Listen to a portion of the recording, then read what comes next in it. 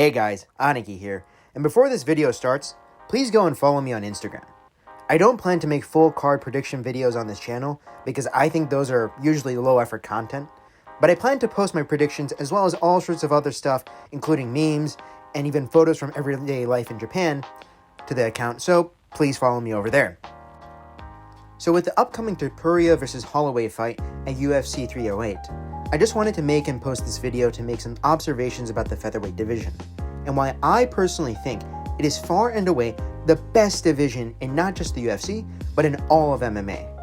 And by best, I mean best in terms of skill, excitement, storylines, and historic moments. Then, at the end of the video, I'd like to give a short prediction on how I personally think Topuria vs Holloway will go.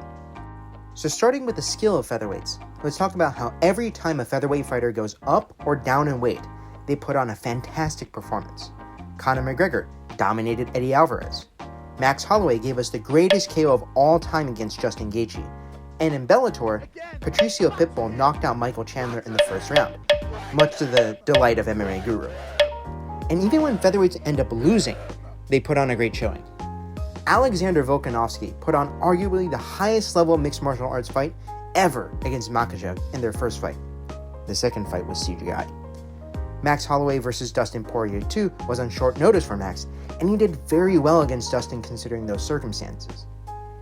When Aldo went down to bantamweight and fought for the belt there, he had a very close fight with Petr Yan. Seriously, that fight was much closer than people remember and was a great war. Aldo was also, in retrospect, the man who did the best against Merab, since he didn't get taken down a single time. Now when it comes to excitement, can someone name a featherweight champion who is genuinely boring? Has there ever been a Merab, or Bilal, or even a Tyron Woodley level of boring at featherweight? No, featherweight is just pure fun. Aldo, McGregor, Holloway, Volk, Topuria, Patricio and Bellator. Even in Ryzen, the current champion Suzuki Chihiro is extremely fun to watch, and is currently on a 4-fight first-round KO streak, with one of those wins coming against Patricio Pitbull, and another win coming through punches from guard. Okay, punches from guard. And Chihiro is even currently in talks to rematch Pitbull for Pitbull's Bellator belt right now.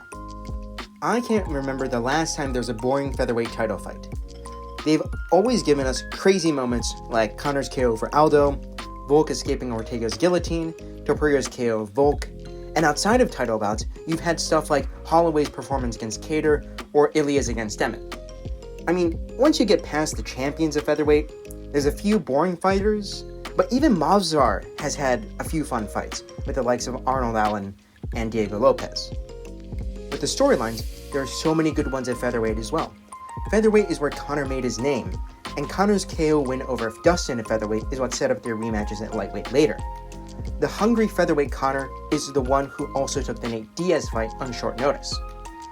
And besides Conor, you of course have so many others. The grizzled veteran Jose Aldo, who's fighting even now.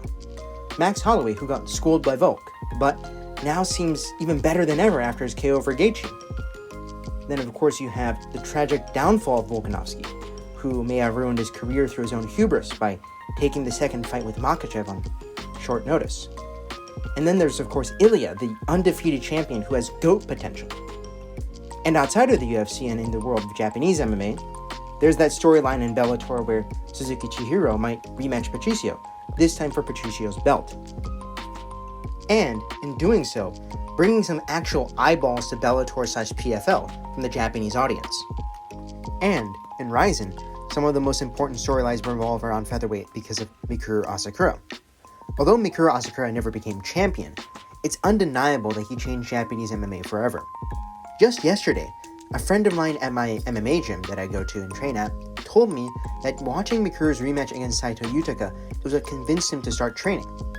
The next generation of Japanese MMA fighters will all probably be inspired by Mikuru Asakura. And many older martial artists I know are fond of Mikuru as well for making MMA widespread in the modern era. This is especially good because many Japanese men are addicted to vices like gacha games, idol culture, and pachinko, and are lacking a productive and masculine outlet in their lives. I can say from personal experience that many Japanese guys who hadn't found a purpose in their lives are finding their way through it by embracing martial arts. The same applies to the other featherweight champions as well. I'm sure anywhere from 70 to 80% of the guys watching here wouldn't be doing so if it weren't for Conor McGregor. Ray Topuria, the Japanese flyweight prospect, has said that watching McGregor when he was in middle school was what got him into MMA. I personally wouldn't be here if I hadn't watched the masterclass that was Volkanovski versus Holloway 3, and I'm sure many Brazilians were inspired by the King of Rio, Jose Aldo, and many Spaniards and Georgians will be inspired by Ilia Topuria. And that brings me to my prediction of Topuria versus Holloway, where I believe that Topuria will win by 49-45 decision, getting a 10-8 in one round. I don't think Topuria will KO Holloway, but I think he'll win dominantly over him. Topuria's boxing is far too crisp, and Topuria is better than Holloway in the pocket. I think Holloway has better straight punches than Topuria, examples being the right straight to the body, but I don't think Holloway's leg kicks have enough sting on them to capitalize on Topuria's lead leg heavy stance.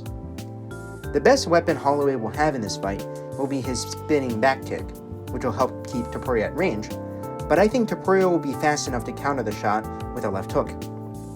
I don't think Topuria is going to grapple because of his pride, but if he does, he'll have an even greater advantage against Holloway. Thanks for watching this video.